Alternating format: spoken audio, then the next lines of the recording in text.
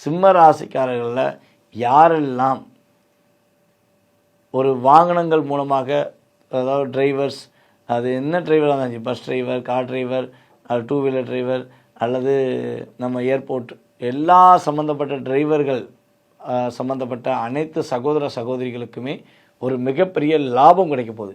யாரெல்லாம் ட்ராவல்ஸ் நடத்துகிறாங்களோ அவங்களாம் நல்ல ஒரு ஏற்றத்தை ஒரு சந்திக்கக்கூடிய காலகட்டம்.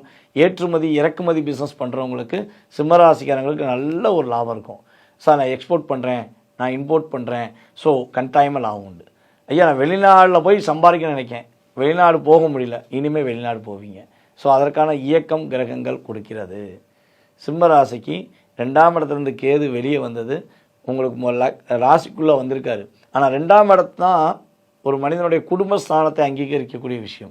அப்போ குடும்பம் ஒற்றுமையாகும், பிரிந்த குடும்பம் ஒன்று சேரும், வெற்றிக்கான ஒரு அத்தனை விதமான வாய்ப்புகள் உண்டு, அறிவு ஆற்றல்கள் பெருகும், நினைச்ச விஷயத்தை செயல்படுத்துவீங்க அப்படிங்கிறது கிரக ரீதியான உண்மை.